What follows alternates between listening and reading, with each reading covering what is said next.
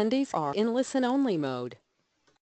Hello everyone, welcome to our ACRO webinar series, How to Excel at Radiation Oncology OA Rotations. We are pleased to have Dr. Neha Vapiwala back, Associate Professor at University of Pennsylvania, Vice Chair of Education for the Department of Radiation Oncology, Advisory Dean for the Perelman School of Medicine, Vice Chair of the ACGME Radiation Oncology Resident Review Committee, and current President of ADROP. Dr. Vapiwala will discuss strategies on how to improve your image at Radiation Oncology OA Rotations. So how this webinar works, we're going to answer some couple questions and go through it, and then if you hold your questions for the later half, we'll go through them as well. The other things I wanted to let you know is that all of you are hopefully will join us in radiation oncology, but we are now accepting medical students for ACRO. So if you go to the ACRO website, you will all be able to join ACRO, and also to let you know that if you're interested in mentorship, the ACRO Mentorship Committee, we definitely, if you come to ASTRO or ACRO annual meeting, we can set you up with a resident and sometimes an attending mentor. So hopefully you guys, if you're interested, just join ACRO, and then we can get you connected from there. So, all right, and I will turn it to Dr. Vapiwala now.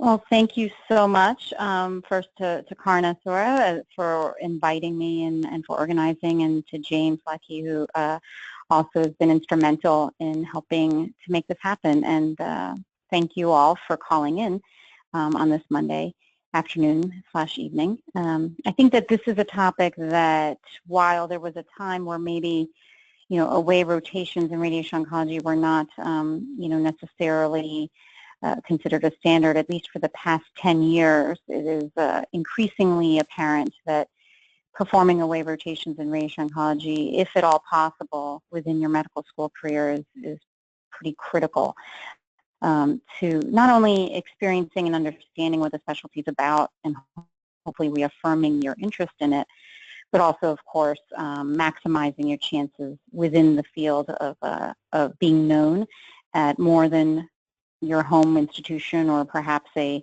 nearby geographic institution, and sort of using that opportunity to, of course, obtain recommendation letters and ideally make enough of an impression that it will help you in the residency application process. So I think some of the things to think about in this first question about the components of the grade, and more importantly, before that, what you should know about radiation oncology going into an away rotation.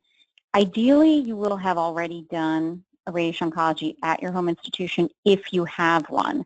I recognize that a lot of you may not have a radiation oncology rotation available to you at home, but perhaps prior to traveling away, if you do have a home institution where you can rotate and sort of get some of the initial exposure, that's always preferable. And I think a critical piece of this is, how do you even know where to begin, and what is a medical student expected to know? So I think basic oncology principles, and primarily those that apply to the attending with whom you're going to rotate, or the attendings with whom you're going to rotate, which you may not know until you actually get there, but that's going to be critical. So that includes, certainly if you get assigned, for example, to a breast cancer attending, or somebody who primarily sees breast cancer or gynecologic cancers, familiarizing yourself with the staging, with the more common cancers that would be seen, or the most common presentations, is almost requisite, because you're doing this in your third and fourth years. There's an expectation that you have had enough patient exposure to know the basics of the history and physical. So clinical oncology and the understanding of the management and the multidisciplinary management of those patients in particular will be important. And you may not have a lot of notice, but most away institutions will tell you who you're rotating with, and then you would just look that individual up, or those individuals, and make sure and familiarize yourself with those particular areas. And then within radiation oncology, the primer, I think Karna has some resources here for you. There's a series of available references. This is just one paper that we published that gives a sense of what the basics are for medical students going into a radiation oncology rotation, perhaps your very first one or your first one away. This is something that you could reference and know that these are principles that, at least at a medical student level, would be very helpful. It helps to understand a lot of the terminology, and it goes through just some of the areas where medical students might be asked questions on. And then beyond this, there are several books that are available out there, and we do have those listed in this PowerPoint for your reference, that one can have in your white coat pocket or in your backpack any downtime you have. They're a great resource for medical students. And beyond knowing some of the terminology, knowing about how to manage that particular cancer, things that you would find within these resources, within UpToDate, within any basic cancer textbook, I wouldn't expect that any faculty member or any resident working with you would expect more than that.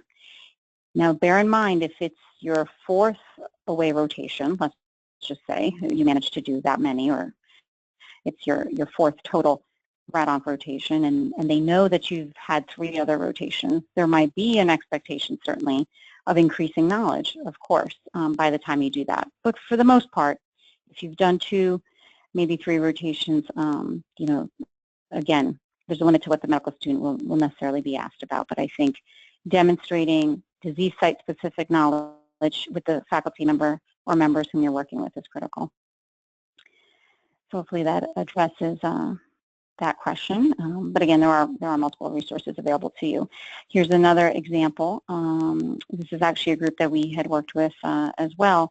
And this Radiation Oncology Education Collaborative Study Group does have also resource both an introduction and an overview, as well as some publications and web resources. I would also add that anything that you know about radiology, diagnostic radiology, anything when it comes to anatomic imaging, and your ability to help in terms of both diagnostic scans as well as at the time of simulation, and the opportunity to highlight that knowledge to your residents and faculty member can always strengthen your performance. So the components that go into your grade, most rotations, they're expecting you to, you sound silly, but they're expecting you to show up.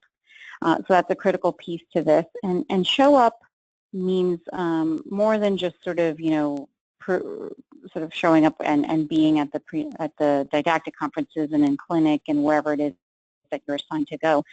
I actually did an informal poll of many rad-onc program directors across the country at some of the top programs, and they were kind enough to respond to me in preparation for tonight. And one theme that I think came across amongst multiple of my colleagues is that, a lot of them would like you to sort of come to clinic a little bit early. And by early, I think what they're looking to see is that you've prepared the cases that you're going to be seeing with the attending that day, and that you've done some background research.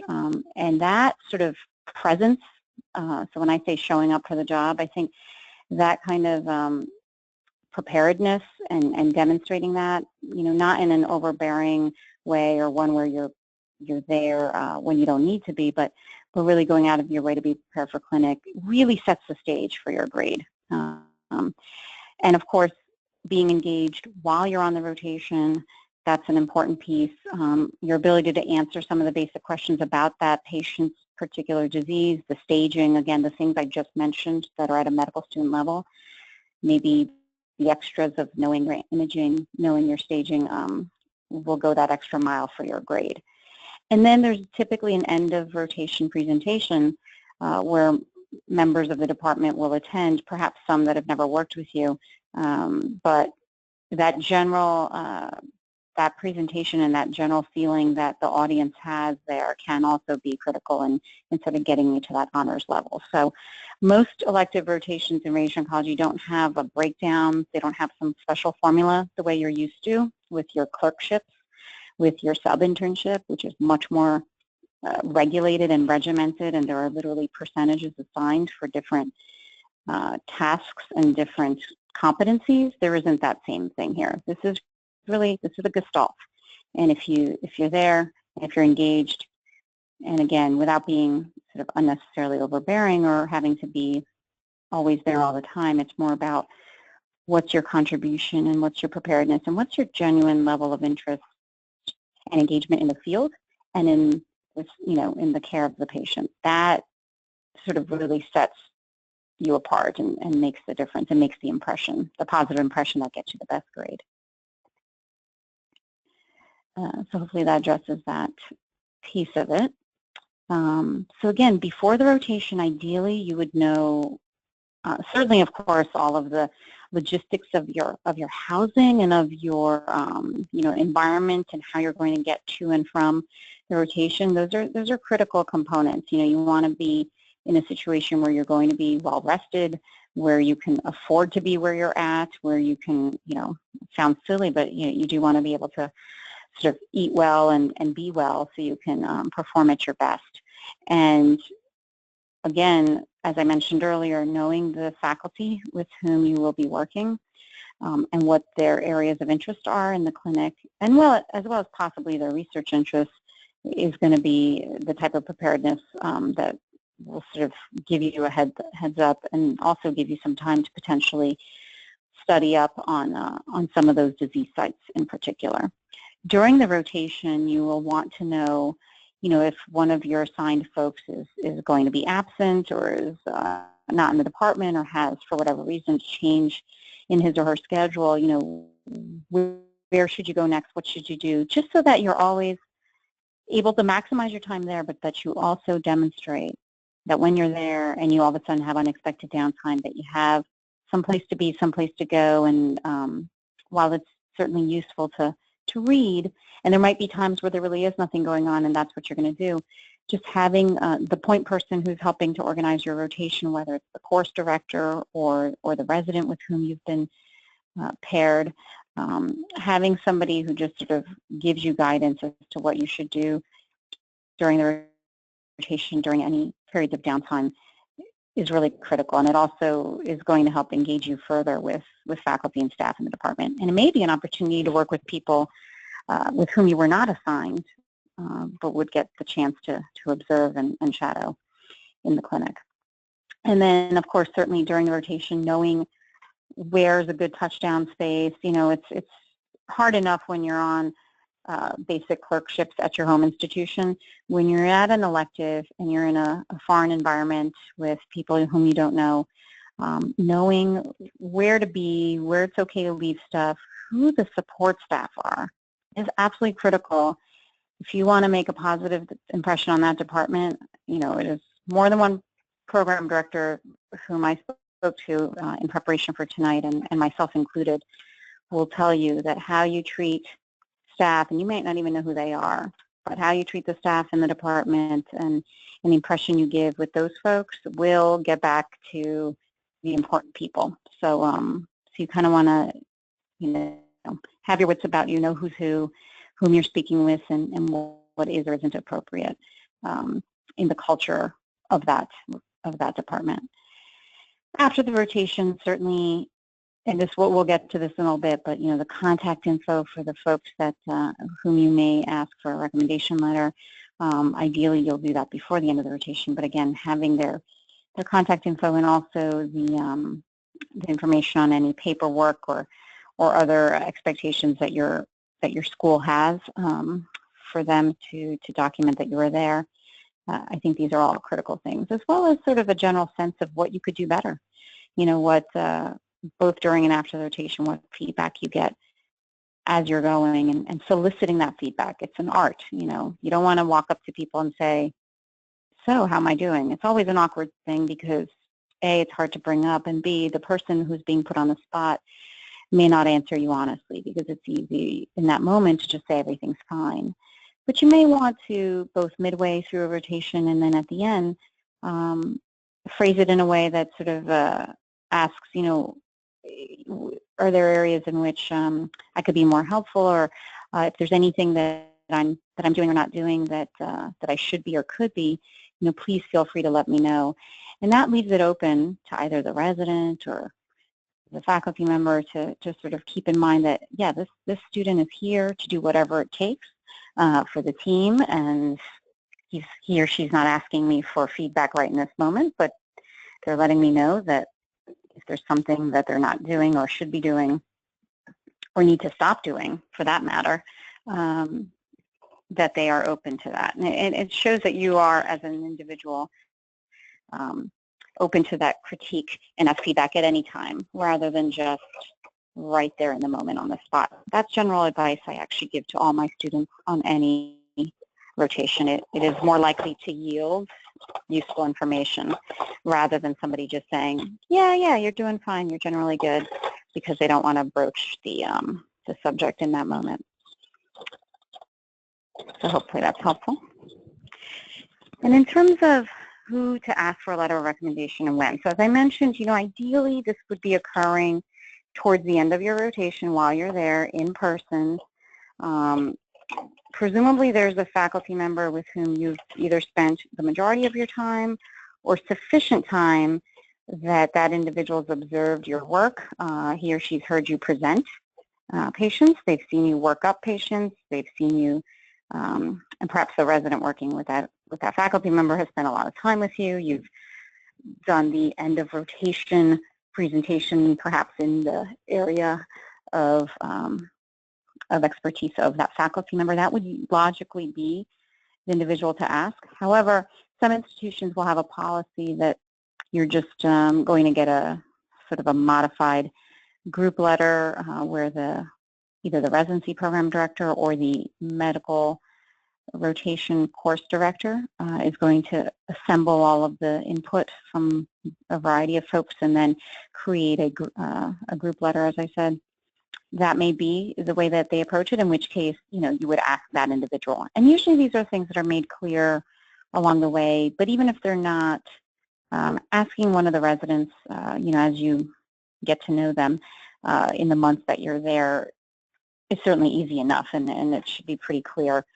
Okay, here what we do is, you work with 5 different people, 6 different people, and so everyone contributes comments. Or, for example, at Penn, we feel very strongly that 2 primary faculty that you're assigned to is sufficient to give you some variety, but also for those individuals to get some depth of experience with you, enough to write the letter. And so usually you can ask one or both of those individuals for letters. But like I said, every institution is different in how they handle it. But the best time to ask is before the rotation ends. And if for whatever reason, for whatever unfortunate reason, you do not feel that the rotation has gone well, which is highly unusual, thankfully, but you might get feedback that for whatever reason it was not a stellar performance, and you do want to speak to your advisors back home or whomever you seek counsel from about whether it really is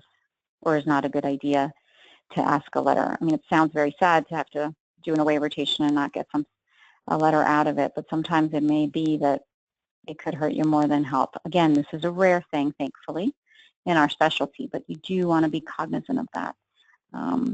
And that's why the feedback that I mentioned earlier and trying to solicit that is really important. You need to get a good read on just how well you're being received. So, so again, the oncology appropriate history and physical and what you should look up before a consult. I think most of you guys are by the time you would be doing these rotations, should be pretty well versed in appropriate history and physical, and certainly the presentation being succinct, but having additional information at hand should you be queried, for more details. You don't need to share every single possible thing, but again, pertinent positives, pertinent negatives. And as you decide that, okay, I'm going to work on these 2 or 3 patients, usually you and the resident on the service if there is one, or if you're working directly with the faculty member, you might determine at least the day before, if not sooner, if not earlier, exactly which patients you will be seeing, and therefore those are the patients to focus your time on. Look up everything you can about them in the electronic medical record that you have access to prior to the visit. Prep what you can, but again, it's very similar to your history and physical for a basic medicine patient, but this time in an outpatient setting with perhaps a known oncologic diagnosis if their workup is complete. As I mentioned, the staging is critical. Any imaging, you want to be aware of the imaging that the patient's had. If this is a follow-up visit, you want to know what's the interval imaging that they've had since their last visit, any lab work that's pertinent that they've had, any visits with other oncologists that they've had. Those are all the things that you should be looking up. Again, having access to the electronic medical record is key. Every now and then you'll be in a situation where for whatever reason your access is limited in the beginning. Working with the chief resident or whoever is assigned to you as your chaperone before you talk to the attending and tell that individual that you can't seem to get access. I would work through the administrators and other resources, do the best you can, and it's only if you're really stuck, then it should make it to the level of the faculty member that you're working with that, hey, the visiting student for whatever reason, was unable to prepare because of X, Y, Z. But again, you should have access to most of this information, and you should sort of do your best to prepare as much as you can ahead of time. And then when you're actually, of course, seeing the individual, it definitely helps to check with your faculty member exactly how much information and what level of history and physical they would like you to do, at least in the beginning when you first start working with that individual. Depending on the faculty member, they may say, okay, just go in, I just want you to do a history and then we'll do the physical exam together. Or I want you to obtain all of this and then come back in the room and present and tell me what your assessment and plan is. So finding as much out about that faculty member's preferred style ahead of time, just, either through an email once you know who you're working with, or by asking the resident. If there is a resident on the service, those are critical steps. You don't over-prepare or under-prepare, frankly. And I'm going to insert here, again, information that I got from faculty members, which, again, at these top institutions, they feel like a critical piece is, sometimes it certainly helps to have a resident on the service. But if there is a resident on the service, you really want to be seen as working with that individual. And if at any point you're both seeing the same patient or you're both being asked a question, while it's important that you show that you have the knowledge, one of the things that actually can hurt on away rotation is any sense that you may give, consciously or unconsciously, that you're showing up the resident. That is one thing that even if the resident doesn't mind, the faculty notice. And it's the kind of thing that often doesn't sit well. So you're almost, that's not to say you shouldn't answer if you know something, but I think just be cognizant of how you demonstrate that you can work collaboratively and work with your resident, and not take necessarily an opportunity where you didn't need to or have to, show up the resident in any way. That's just a point that I could have brought up later, but it seems, particularly when it comes to some knowledge about a patient or about a patient's disease, I think presenting it in the form of, oh, well, I can look this up for us, or I can look this up for the team, that's very much welcome. But any time that you may step in for a resident, you just got to be careful with what you do. And I think most of you will have a sense when you're in that moment of what is and isn't going to be seen as helpful as opposed to competitive. Definitely don't look like you're competing with your resident. You don't want to give that vibe. So, and the arriving and going home, similarly, I think if you have a resident, it's much easier. You get your cues from that individual, and I mentioned about arriving, particularly on a clinic day. Several of the faculty with whom I spoke, really would like and encourage you to try to get to clinic a little bit early, just to show that you've prepared, or maybe use that time to prepare in anticipation of meeting that patient and then presenting his or her story to the faculty member. And most of the days at institutions may start with a tumor board or a grand rounds or some sort of didactic conference. That's usually your guide anyway of when to arrive. As far as going home, that's always the trickier part. If there's a natural end to the clinic and a natural sort of, okay, now everyone go do their work on your notes, send this or that, and you've kind of run the list and run the tasks for the day, you may well choose to stay at the institution and work on the computer without necessarily having to be there. And that's okay, as long as it's not looking as if, you're doing it for any reason other than to get the work done. You don't have to feel compelled. Most of you are going to be at institutions where you're not at home and you're staying in some rented place, and maybe there's no particular need to go back to your rental place anyway, and so you don't mind putting in evening hours, and that's totally fine. But don't feel like you have to. Don't feel compelled. If the day's work is done, totally okay to go and let your team know. Okay, so is there anything else I can do? Sounds like we're done for the day. I was going to work on X, Y, Z. I'm going to look up this for the patient tomorrow. I was going to finish my note from today. Does that sound good? Is there anything else I can help with? Okay, so sort of a basic checkout with your resident. Now, if you're only working with a faculty member, which again, some faculty actually prefer, they feel like they get to know their medical students better when there isn't a resident. But again, that can go either way. Sometimes it can be very tricky not having a resident to sort of guide you.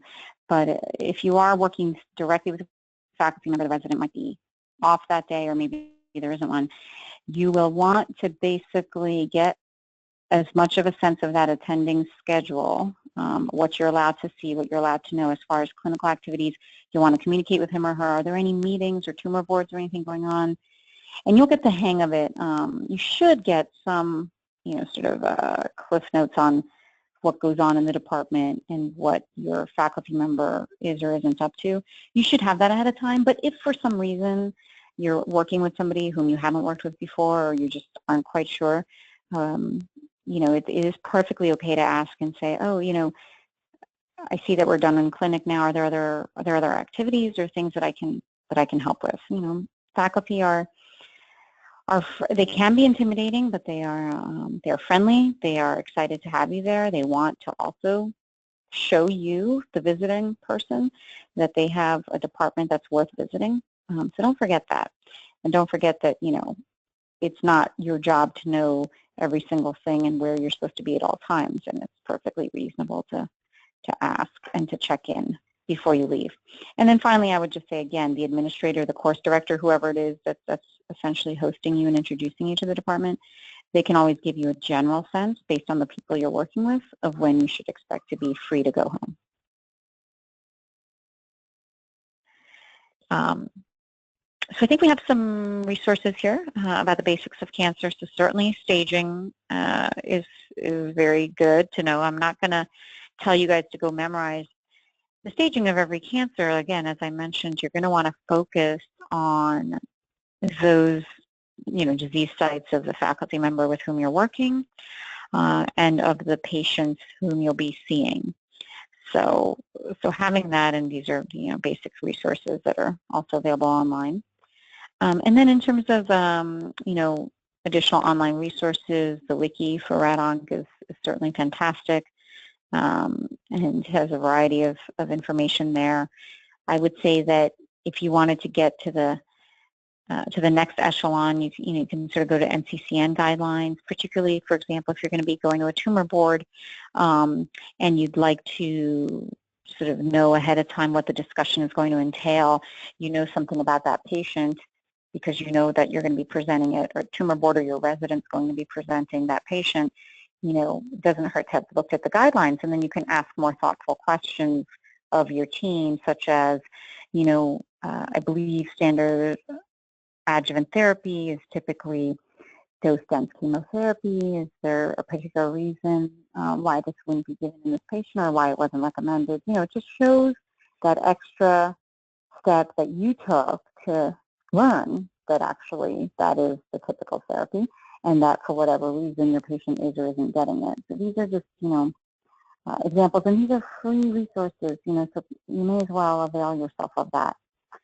NRG, formerly referred to as RTOG, but the cooperative group that encompasses the radiation oncology studies is a great resource as well, because if you're looking for trials, or more importantly, if you're looking to see how certain disease sites might be treated or some of the ongoing questions and controversies in that area, that's a great resource because it will sort of give you the protocol, and in the protocol, more important than anything at a medical student level is sort of the background. So you can go to the background and you'll see there sort of a description of the problem at hand, what we do or don't know, references that you can use. And I will mention that one of the recommendations I got from one of my colleagues was, as far as the end of rotation presentations, if you can pick something that's somewhat controversial, something where, people don't see it all the time, or maybe the way to manage it is not clear, it tends to make for a much more memorable and well-received presentation. And so this is these resources can give you some ideas.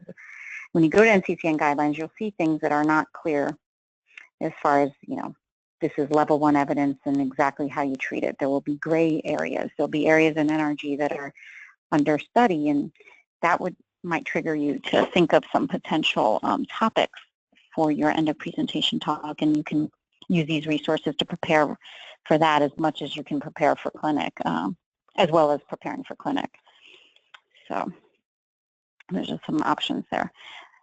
And then, of course, up to date, which I also previously mentioned, and that's always useful right in the moment as well. You have a patient in clinic and something new comes up and you're looking for something quickly, that would be good. And don't forget that medical management, knowing your medicine, is absolutely critical.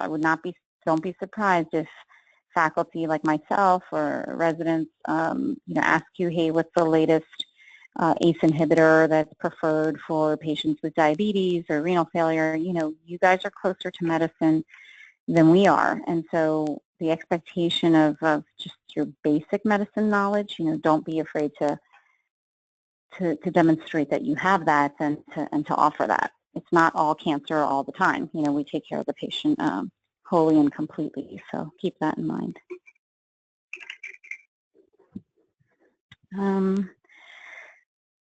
So I think we kind of went through that. I don't think it's critical about the textbooks, but there are two that we have demonstrated here. I mentioned earlier, these can fit in your white coat, and the idea is that you have some rad-onc specific guides. Having said that, going through a particular disease site and understanding how it's managed will be great, and then this will just sort of provide you with more of the information that you might be hearing in the didactic conferences for the residents, for example, or it might help you more with understanding some of the treatment planning and what's being considered, and some of the data that's known as far as survival and expectations of outcome with radiation. So nice little pocket guides, but certainly not expected that you would know everything in there.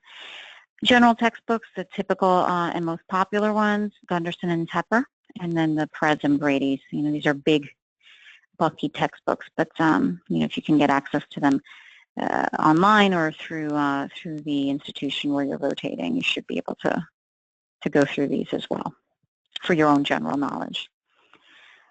So this is an interesting question, and I want to tell you that at the end of the day, we are all human, and we absolutely expect that if you have something that is making you feel unwell, certainly if it's something potentially contagious, for the sake of the safety of the patients as well as the people you're working with, we understand these things happen, and that you didn't travel hundreds of thousands of miles and pay all this money to live somewhere so that you could be sick for the month. We understand that this would not be something that a student would take lightly, but if you have to take the day off, or even worst case, a couple of days off, absolutely just explain the situation. And what I would do is, depending on when it's happening, obviously if it's towards the beginning of your rotation, then your course director, your chief resident, whoever it is, that's sort of your point person, make that individual aware. It's not wrong to also directly sort of apologize to the faculty member whom you were supposed to work with, assuming you've met them and already were kind of slated to work with them. And then, perhaps finding out ways in which you can make it up. And I say this not as like a mandate, but, there might be a way that you could. Maybe you can do some extra work with a different attending on a different day, or stay a little bit longer for a call evening, with somebody and work up palliative cases. Maybe you can do some extra sort of work in preparing a patient, even though you're not going to be there, but you help out remotely. You might help out with, it's not possible to really access a lot of these things because you're not really at your home institution. So within the, the legal allowed things with HIPAA, but there might be other contributions you can make in terms of maybe looking up something about a patient's condition so that the team can learn, and doing a lit search. So think about creative ways. I mean, if this is one day, I really wouldn't sweat it. There are people who've had to take days off for this, that, or the other event. And that happens, but usually we know about those ahead of time. And the thing with being sick, of course, is it would be expected to be last minute. If it's going to look like you're really truly ill and it's for more than a week, then you certainly definitely want to speak to your course director about the credit aspects and make sure that everyone's on the same page about any implications that there might be to your schedule, to your grade, to your credits that you're going to receive. But hopefully that won't happen to any of you. And you don't have to do, nor is it expected that you're going to do research on your away rotations. Having said that, particularly if you are not engaged in anything else and overcommitted, and that's important because the last thing you want to do is overcommit to something and then let that person down. But if there's something feasible that you can identify, ideally it would be something you can contribute to as a middle author while you're there in your downtime. As I mentioned, you don't have necessarily much going on nights and weekends because you're away from friends and family. You could certainly use that time to work, and you can use that time to participate in a dosimetric project or a case report or some small clinical series. It's not required, it's not mandated, but we know how these things go, and certainly if you happen to be working with a faculty member and an opportunity presents itself and it seems doable and you're not overcommitting yourself, you should and could take it on, but it's critical that you do it early in the month, that you find out about it early, unless it's the kind of thing you plan on doing over an extended period of time, even after you leave. And that's something, again, you need to make sure it's feasible, that you'll have access to the things you want and need to get the project done, and again, that you don't overcommit or oversell your ability to do something. All of a sudden you leave and you're going to think, what made me think I was going to be able to get through all those charts or get through all the images?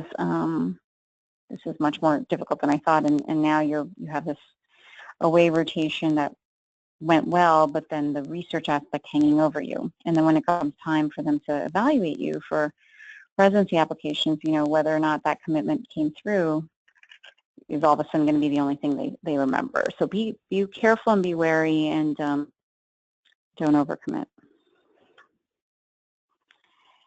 And I think there's no follow-up communication that's needed or expected other than, certainly if you're doing research with someone, obviously. If you are and have requested a recommendation letter and you need to send the material, that's expected. Certainly thank yous are appropriate, and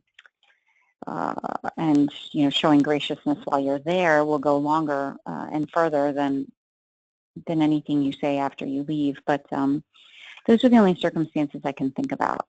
The expectation, frankly, among most away rotation sites is that if you're coming here to rotate, you're going to apply to our program. So you don't need to necessarily say, I love this program so much, and by the way, I want you to know I'm going to be applying there. It's almost like okay, we figured that. It's not wrong to express how much you enjoy the place, and any aspects of the rotation that you thought that could have been better. Usually you should wait till somebody asks you that, of course, but you're welcome to offer that info as well.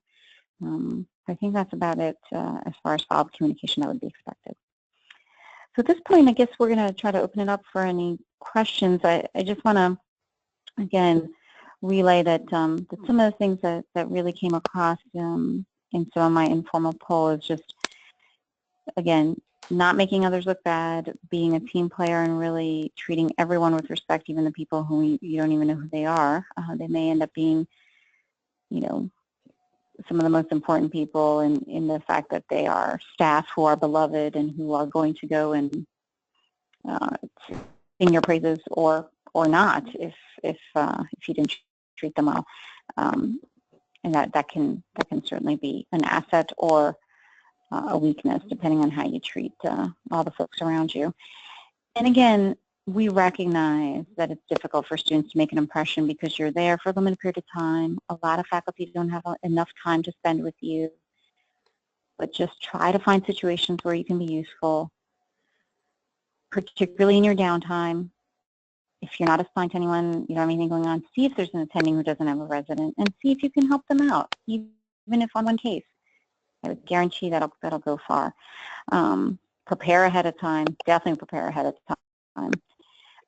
And one additional suggestion I have is, you know, if at all possible, if there's some sort of teaching session or anything going on, any of the didactics where you feel like you could contribute or help your resident or do anything and prepare, you know, that's also another opportunity for you to use your time in a constructive way if you're not going to do research or have other things going on, you know, that can certainly help. And I think you definitely want to, when you speak to faculty members, you ask them about why they chose RadOnc and how they chose it.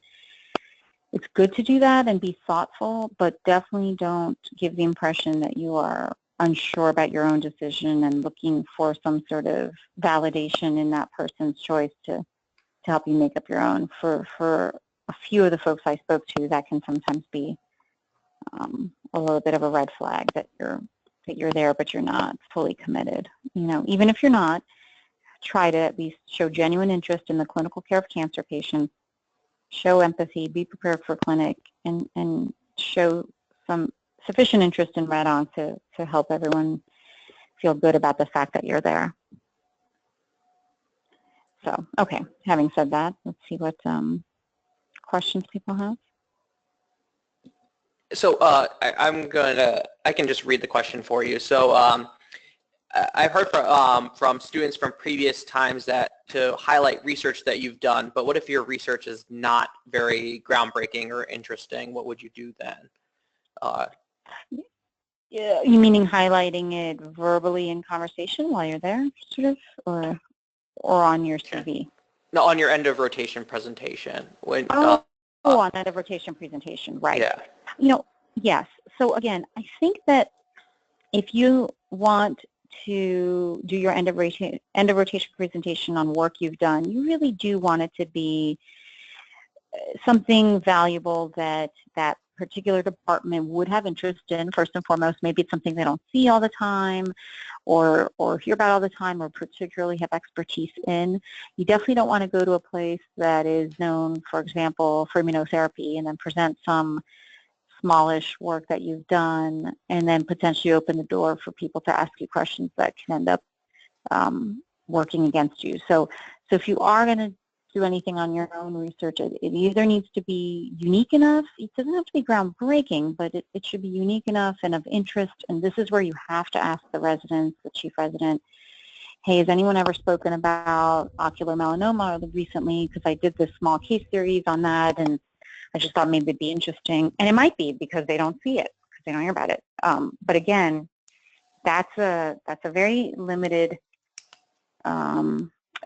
you know, sort of topic that you're going to set yourself up for, and people are either going to be impressed or they're not. So a safer way to go about it is to pick some sort of, you know, patient issue that you saw in clinic that's controversial, either because the management is controversial or the way this particular patient was managed was controversial. Now, you got to be careful there, of course, but, you know, maybe there's something about the disease site that's an unsettled, unknown question, and there's ongoing research on it. Something that would, you know, get people engaged, doesn't necessarily reflect anything on you or work you've done, but is useful review of the literature. That's the other approach. So, you know, I would steer you away from the self-research presentation unless you're absolutely comfortable that the topic is not going to be one that people in the audience have either heard too much of or know so much about that they're just not going to remember it, or potentially work against you and tear it apart. Yeah, I would add to that be careful of what you present, because if you'd be surprised at your home institution, they would be very nice to you and not tear you apart. But if you go to another institution that has some data on it, or they don't agree with your work, they may comment on that. And it's kind of, as a med student, a little embarrassing to try to react to that. But I've seen it happen to other medical students. Yeah, and but particularly if you inadvertently omit work that individual's done, you know, that can even be a faux pas that you didn't intend. Someone asked you, what do you love most about radiation oncology?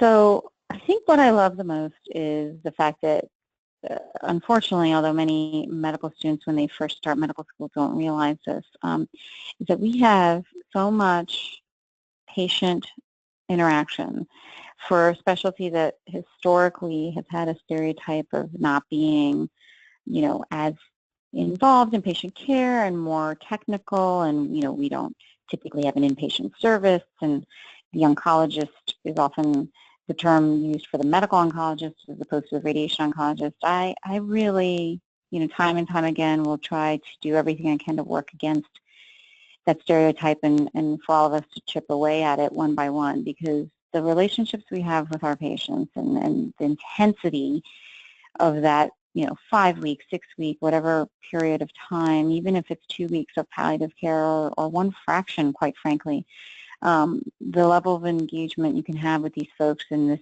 vulnerable time and this confusing world that is radiation, that is scary on its own level, separate from the scariness of the cancer, and the ability to sort of help patients through that fear and help them through their treatment, and to guide them beyond just the radiation and also in follow-up, which more radiation oncologists need to do. I think that is my favorite part of the specialty, and the fact that it brings in aspects of biology and physics that, you know, I remember studying for the MCATs and thinking, when am I ever going to use this? And the fact that, you know, the basic principles of everything we've ever learned, from patient management, communication, medicine, the surgical aspects of, you know, some of the procedural things we do, the psychology, the pathology, the radiology that we use, the physics, the bio. I can't think of a specialty where I'm literally feeling like I employ various aspects of everything I've learned. It's very rewarding in that regard. All right. So the question is, I heard it's important to do 2 radiation oncology rotations, but due to my schedule, I can only do one this summer and one in October. Do you think this is okay? Should I still get a letter of recommendation from the October rotation at the end? Yeah, I think it's fine. That absolutely happens where there's a gap, and it is what it is. You know, summer to October is not a huge gap. You know, if you have to miss August and September or whatever it works out to be, because it should be on your transcript that, you know, that rotation is coming up. And then as far as getting a letter from the October one, I would say it depends on what letters you already have in the bank by the time September rolls around. If you have, you know, good 4 strong letters between, you know, sort of medicine or some general medicine representative, and then perhaps if you've done any research and you have a research mentor, and then you have a rad onc, let's say if you have a home institution one, and then your summer rotation one, you already have 4 there. I wouldn't sweat it. You can ask, but certainly don't ask and make the individual do the work if you don't think it's critical. You might just get more bang for your buck having been there, having put in a stellar rotation, impressing the heck out of that program, and let that be its own reward and have its own value, and it doesn't necessarily have to be a letter. Now, if you go into the October rotation and you really need an additional strong rad onc letter, then do so, but keep in mind that, you know, you really sort of need that person to have a relatively quick turnaround, and they'll probably know that, obviously, because it's October at that point, or the end of October, but that doesn't mean they're going to be able to produce. So, you know, you'll want to get a sense and gauge if they're going to be able to do the letter in a relatively quick time frame. But if you can go into the October rotation, not desperate for that and more in a situation where it would be nice to have but not need to have, you'll probably have a more relaxed and better performance, frankly, because you're not going to be worried that this fourth letter, is absolutely resting on how you do in October. It's just, you may not want to put that stress on yourself. And it's not a mandate that you have to have a letter from there. Yeah, the other thing I want to add is that if you get a letter from that institution, make sure you send it back to the institution. Don't just get the letter and then put it away and say, oh, I'm not going to use it anymore, because that looks really bad. Yeah, that's even worse, particularly when they took the time. You got it. Is it expected for a student to write notes for a patient? To write notes for a patient? Sorry, I don't know. Yeah, to write like a consult history notes and follow-ups and stuff like that. Yes. I mean, if I were you, I would have make sure that you have, of course, set up your HIPAA-compliant email. So if they've given you an email address at the institution temporarily to use, fine. Do not use Yahoo or Gmail or any other thing without, sort of first checking with all the right people about what is or isn't allowed. And then, state or at least, I guess you could ask, but sort of imply that you are expecting to write your history and physical, in Microsoft Word or whatever format, and that you would send it to your resident or your faculty member so they can use it and give you feedback that's what you're intending to do. And unless they tell you otherwise, which I doubt they will, because the expectation is that, yes, that you will contribute. And it's also a way to demonstrate your documentation skills and what it is you are and aren't looking at, and the quality of your notes. Some of my most memorable students have written very thoughtful assessments and plans based on our discussion and really demonstrated to me that they understood the nuances of what we were discussing and went above and beyond to even, look up some literature to support it. It's not so much that you're thinking about the medical record because you're sending it, you're not putting it directly in the medical record. You're hoping the resident and faculty will look at it, and then they can make their edits and what have you. But it's an opportunity to shine and to demonstrate your engagement. What should be a medical? What should a medical student look in OA programs, and what are good things to see in programs, and what may be red flags? Well, when you're there and you get a sense within probably a couple of days of how happy the residents are or aren't, that's like, to me, the ultimate litmus test, because that's your potential future. And, there's always going to be some, potential personal or interpersonal reasons, but when you get a general sense of the overall resident, house staff sort of general feelings that they have and their camaraderie, and just how much they feel engaged and happy with the department and happy with their choice, you'll know pretty early on, those that are having to work at it. But if the morale is high, you'll know. Other red flags would be if you have a sense that the didactic conferences and the quality as well as quantity of them is suffering or is not really what it should be. You go there and there's no faculty there. You go to the resident conference and there's no one to really guide it. There's no sense that that's valued. Their residents are constantly being interrupted and there's not protected time or no one to, of course within reason. I mean, patient issues happen and pagers do go off and residents have to attend to it, but you'll get a general feel of how valued the conferences and didactic sessions are by the engagement of the people in the room and those that are teaching. And that goes for physics classes, rad bio, the general conferences, the tumor boards, things outside the department, the cancer center grand rounds, whatever it is that you can attend, you should attend.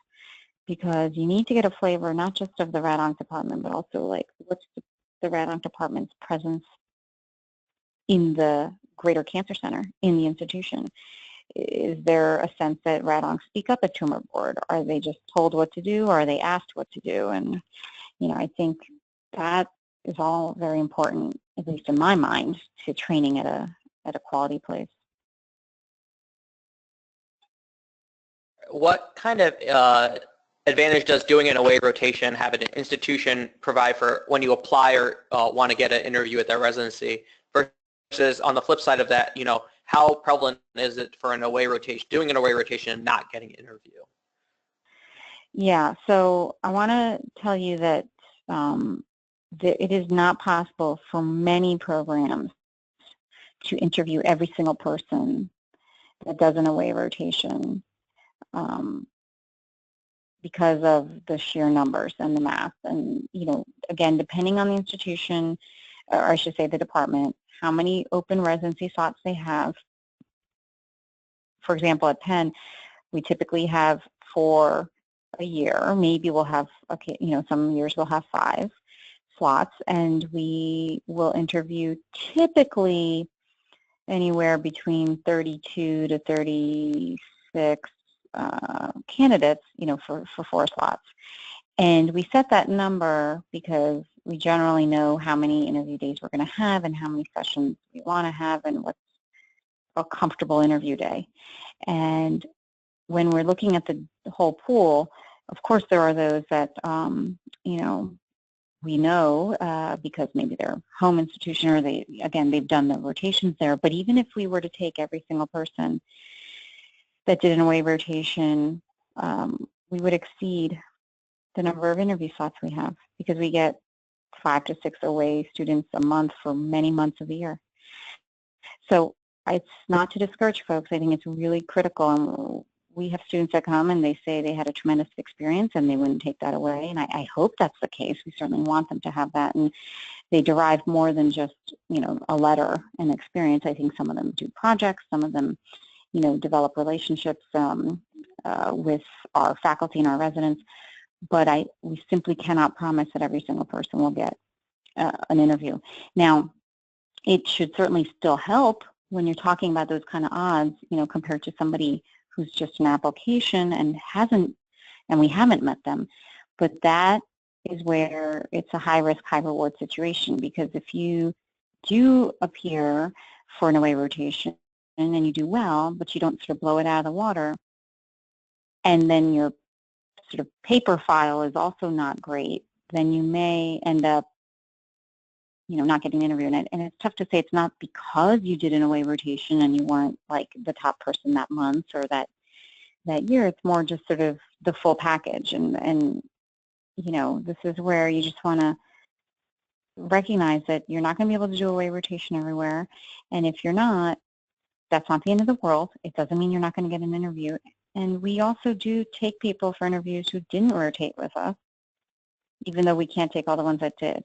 So again, you should take that as some sort of solace, not to discourage away rotations, but to recognize that of all the places that you can't do away rotations, because you logistically literally can't, that your chances there are not closed. And I would say the vast majority of programs, at least that I spoke to, do not have a mandate that says we will only take those that rotated, and among those we will only take those that performed XYZ. A lot of times it's really just about the math and how it works out and who you got to know and how strong your letter is and, you know, the overall package. So what's your advice about which away? Should you do a top reach place versus someone in your reach in the middle? Yeah, to me, if you're a home institution, it kind of depends on what your general sense is. If you have a home institution, what your general sense is of your odds there. Even if somebody can't explicitly tell you, you might have a sense based on who else in your class is applying, for example. If you don't have any sense of your home institution or you don't have a home institution program, I think it's important to look at the geography.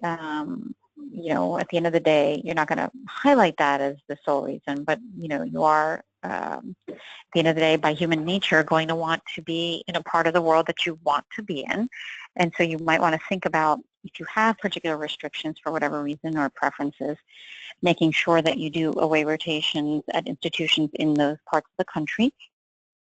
And then beyond that, I think trying to have a combination, you know, I wouldn't do aways only at the top places. I would try to actually do maybe, you know, 1 or 2 at a top institution that you feel is a bit of a reach. But I think there's a lot of value in also doing a rotation at an institution that you've heard, good quality things about, that you feel that you are particularly competitive for. And if you don't have a good sense of what those places are, you can certainly, talk to, if you have advisors in the field, or, resources like ACRO or other places where you can reach out to folks to get a sense of what those programs are relative to your own CV.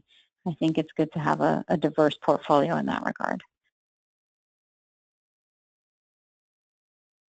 So in terms of time frame, what do you recommend? What is the latest date that you would say to stop an away rotation before it hurts you, for just in general, or for late for interviews? Yeah, it's not going to hurt, but I do think October, as somebody mentioned earlier, is pretty much it, because what happens in November is, interview invitations and things are already going to start to be evaluated. Most people sort of stop looking at the ERAS applications, by mid to end of October, so that they can start evaluating the files and thinking about who they're going to invite.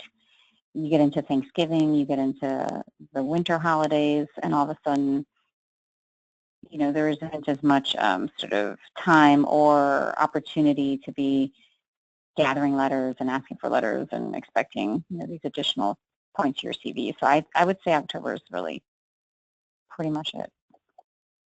So a couple questions about step 2. So one question is that I would be missing a day for a rotation to take step 2. Is that okay? And the other question is, absolutely. Is it okay to take step 2 after the away rotation, like after October?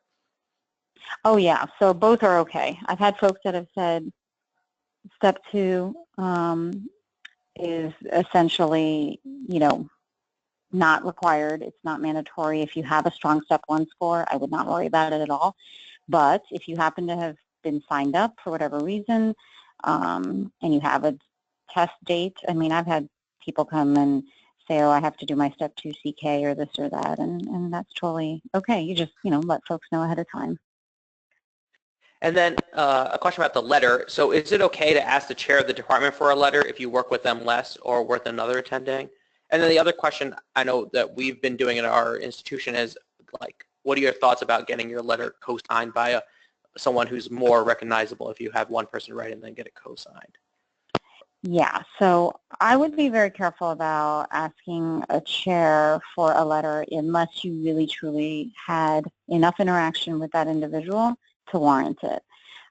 It's not going to be something where the chair is just going to be able to produce that letter and say anything meaningful. And then if they do their due diligence and try to get more information about you, they're going to go to that individual that you probably should have asked in the first place, and then that person may not feel very positively about the fact that you didn't ask them for a letter. So I just think, again, unless you have a specific set of interactions and relationship with the chair sufficient to warrant that, then that would not be the way to go. It's not worth it. And people are not expecting that your letters come from chairs. They want them to come from the people you actually worked with. And having it co-signed by someone who may be better known in the field will, again, make sense if that individual has something to add. And I think you can have that frank discussion. I mean, the faculty you work with who are assistant professors, who are very junior, they were in your shoes too.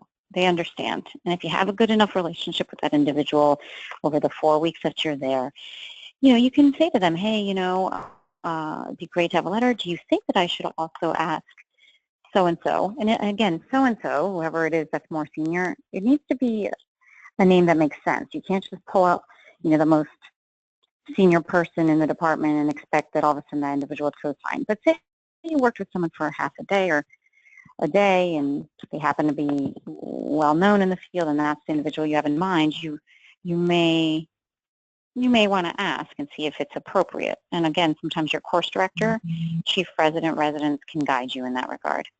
But I really think getting a letter from someone who spent time with you, even if they're not, the biggest name or what have you, it's a small enough specialty. We know each other and we respect letters that say something. And I've seen plenty of letters from sort of famous people or chairmen or chairwomen that are underwhelming because they probably don't really know the student well. That's at least what we assume.